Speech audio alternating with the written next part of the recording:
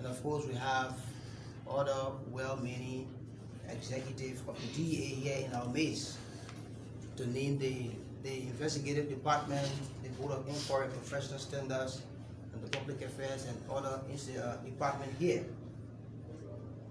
Okay, this morning, like I said, we'll be talking about some issues in DEA, and our Director General will speak to those issues. And following his deliberations, we will entertain a few questions from you, our media colleagues. But please, before we do, if you have your questions, you can raise your hands up. We have you recognized, and then you can throw in your questions. And right after, you shall have exhausted your questions asking, and then the responses coming from us. And of course, we'll take another person one after the other. And right after which we've done that, then we'll call the press conference a day. So again, on behalf of the administration of DEA, through the Office of our Director General, we'd like to say to you, our media colleagues, you're welcome here at our headquarters. Feel free as we engage the process. Our Director, these are our journalists, and you're welcome, sir. Let me say thank you again for honoring our impact as we gather here to speak on issue training and to get you abreast with some of the happenings within the Laboratory Drugs Enforcement Agency. So thank you for honoring our impact again. So I'll quickly begin by doing the presentation. The Laboratory Drugs Enforcement Agency, Yoga Detachment, through the Joku coined by the Shura Code, convicted 4 suspects for unlawful and illicit possession of narcotic substances. The 4 suspects were picked up on March 13, 2021, following a search and seizure warrant issued by the court. Joseph Chigozie, age 37, a Nigerian national, and Harrison Jiko, age 24, a Liberian, were both picked up and sentenced to 1 year imprisonment each, while suspect Eric Jackson, age 31, and patient Topa, age 21, were both sentenced to 6 and 4 months imprisonment, respectively. In Grand Creek County, a 39-year-old woman identified as Margaret Vaba Wadoba was arrested on February 13, 2021, with 2 kilos of raw cocaine. Following her arrest and subsequent investigation, she was charged and sent to court and was later released on bail by the 12th Judicial Circuit Court in Grand Creek County. Coincidentally, suspect Wadoba was similarly re-arrested by our LDA Grand Cape County Detachment on March 21st, 2021, 1 kilo of the same compressed cocaine. Currently, as we speak, suspect Wadoba is serving pre-trial detention at the Rabat Sports Central Prison in Grand Cape County, awaiting trial. Again, in Grand Cape County, a 31-year-old Guinean national identified as Mame Aliyu Jallo was arrested from Bull Waterside on board a blue Renault station wagon vehicle with license plate mark RC 4093V on March 31st, 2021 at 7 p.m. by a team of LDA officers headed by Deputy County Commander for Operation Special Agent Sadia Kogula. Suspect Jallo was picked up with 102 plates of compressed Sierra Leone marijuana with street value of Liberian dollar $264,600. Okay, sorry, $10,264,000 Liberian dollar. Following our preliminary investigation, suspect Jallo revealed that he was contacted by one Benum Saka, an adamant to be identified to transport said drugs from Sierra Leone to Liberia. However, our investigators were able to make contact with Adamant Sana, whose phone was given to us by Mohamed Jallo as contact person both. Both suspects, Mohamed Jallo and Adamant, were investigated, charged, and sent to the Tiani Ministerial Court, where they were subsequently released without any legal requirement for suspect release in court. In all that we do, we strongly believe that as much as we have logistical and budgetary challenges,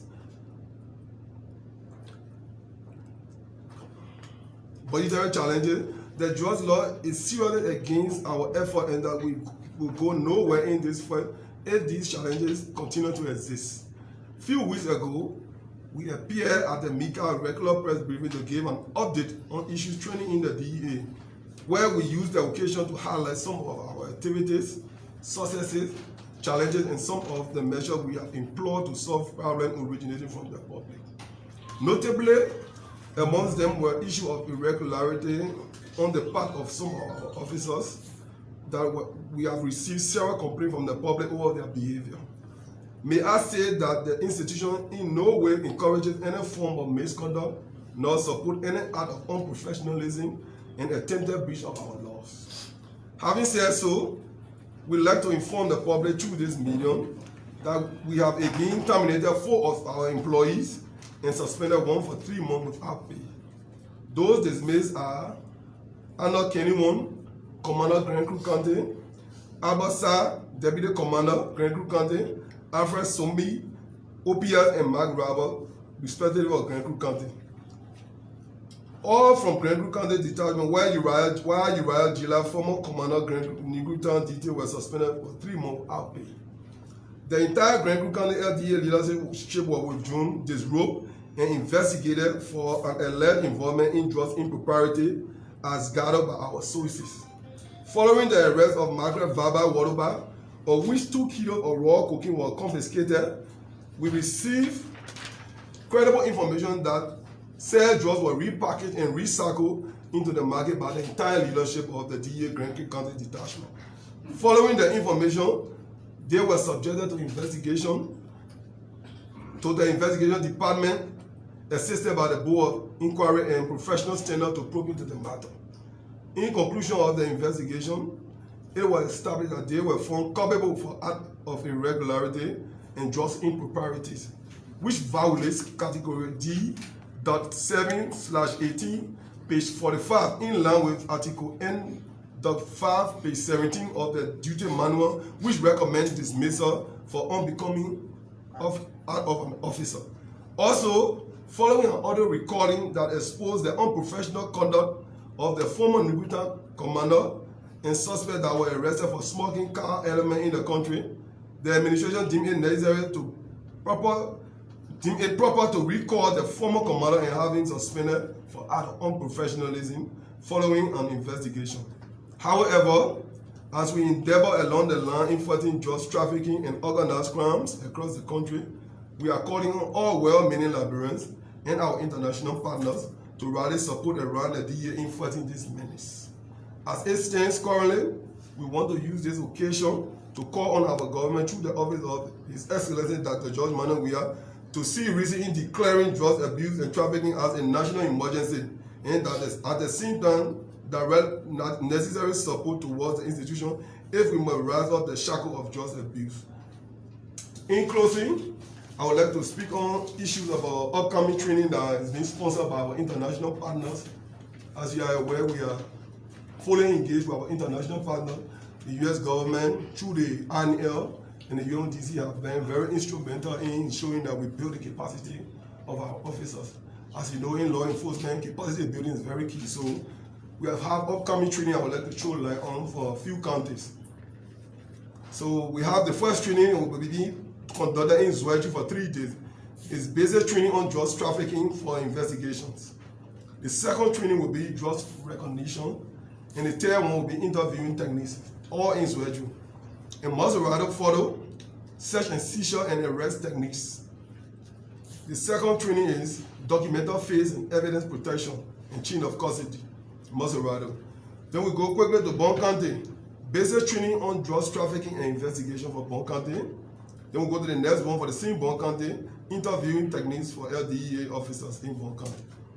Then we go back to Maserati County. We have another phase of the training, small scale drugs trafficking for investigation and crime scene awareness for LDEA batch 3.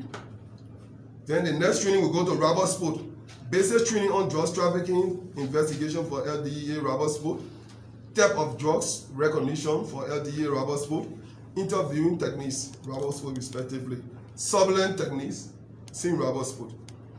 To close up, the next one follow Maserati again, type of drugs recognition, and basic training on drugs trafficking for investigation.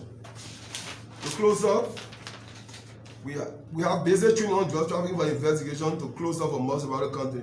So in this leg, I would like to say thank you, and I can assure you this administration have zero tolerance on recycling and compromising. So we leave no stone unturned as we are embark on the plans of taking administrative action on some of our officers that are behaving unlawful. So I'd like to admonish you, members of the police, that the DA might not be everywhere. So once you have evidence and you have information of some of our officers behaving unscrupulous behavior or unlawful, you can notify the authority. They will investigate and take the proper administrative action. So in closing, I would like to say thank you for honoring our invite again, and you guys are always welcome, and I'll entertain few questions as we have this fruitful conversation. Thank you. All right, thank you, distinguished ladies and gentlemen, for giving my director your undivided attention as he provides the information necessary to the public.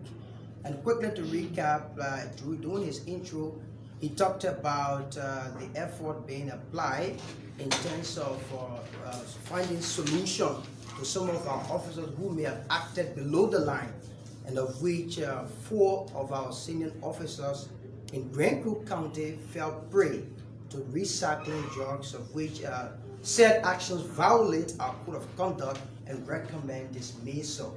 So following that, they were dismissed, and it was one of the key things stressed out in his deliberations. And he also talks about the recent training that is rolling out to capacitate our officers across the country. And we also talk about a major arrest that was made at the Old Waterside Bell, where a Sierra Leonean national was arrested with 102 plates of Sierra Leonean compressed marijuana, value $1,264,000. And he also talked about one major trafficker that was arrested previously in Grand Crook County by our Grand Crook County detachment, and wherefore she was released and again was rearrested by our Grand Cape County detachment. And of course, she's currently on a pre-trial detention at the Central Prison in Grand Cape County.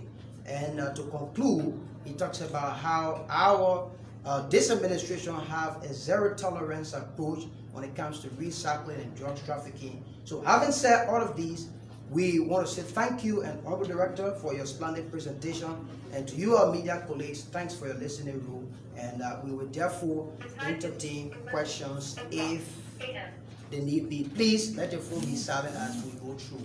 All right, I'd like to recognize the fellow. Please, if you are to speak, kindly introduce yourself, the institution you represent, and then your questions. Thank you. Thank you, sir. My name is Corey Skanga, and I come from Truth FM. Honorable boss, I want to know there are how many border points, crossing border points within our country, and it talks about challenges that is being faced by your institution. What is in the budget for the LTA, and if we were to project how much are we looking at that? You think if national government gave your institution we own portraits or able to carry on more vigorous session? Well, thank you again. We know we have a porous border and some illegal entry points. So our country is vulnerable. We have a lot of vulnerable borders. So the major border entry points are where our officers are deployed. The illegal border entry point, will not be able to cover. Also, you will find out that traffickers will use the illegal border entry point to infiltrate into our system. But what is true that some of those illegal border points that we're trying to mend up our strength there, but we still need additional manpower capacity to ensure that we cover all the porous border entry. And the issue of budgetary support, we are just appealing. Our budget is far below the bill. What we are appealing the national government, even if they give us 10 million now, we're able to succeed in this work. So we are appealing the national government to cover a whole lot of stuff, vehicle, logistical support, training for our officers, because capacity building is very key. So I think 10 million can do for the LDA, because drugs trafficking is now a small thing. So we have to empower our officers to cover the entire border entry point. Okay, thank you. Thank you. All right, as we go on with our questions, please, we'll appreciate that we entertain questions within the parameters of the conversation, so as to not sway from what is being deliberated. So, James, you're welcome. Good morning. My name is James Gude Flamo. I report for Spoon FM and TV. You talk about your officers that were disrobed. What are some of the measures that were taken? Was it just about the disrobement? Are they facing justice, or are they currently in prison? And another thing, you talk about people who were arrested and they got released without any court order or whatever. What is it that the DEA is challenged with when it comes to investigating those people? Is it that the laws are not really supporting you? What are the problems? Well, the problem is the law. The drugs law is very weak, and for the period of time we have been pushing for robust and tougher drugs law to be able to succeed in this fight. As you guys have been following, we have hired serious stakeholder consultation to ensure that we can meet with stakeholders and see how best we can amend the drugs law and make it non-bailable. But for the fact that the drugs law is bailable, it's serious hampering our work. You find out that we arrest traffickers, press charges and forward in the court, and then they will be bailed out. And now the perception that's in the public who understand, because most of the arrests that we do, we create a lot of scene, because you see we barricade and go do search and seizure. So once we have created that scene, you find out the resident within that community will know that they have affected an arrest. Then the next day you press charges and for the individual, the community will finally see the same man coming back in the community. So now the perception will be that compromises have taken place. So definitely what we want to say is this: we need a tougher and robust drug law to make it non-bailable and serious punishment for traffickers. Yeah, so the law is serious on the money our way. It's diffusing the purpose. So like I said, all of them doing my regular press briefing. Once we have a robust drug law, definitely we'll go after many of the traffickers.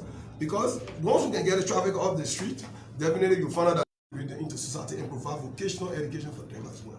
So the major issue that's happening our way is the drugs law. The drugs law is very weak and we're pushing for. Because after they are being arrested, how is the drugs being disposed of? Because we have to make sure that that recycling come back into the. Thank you. It's a good question.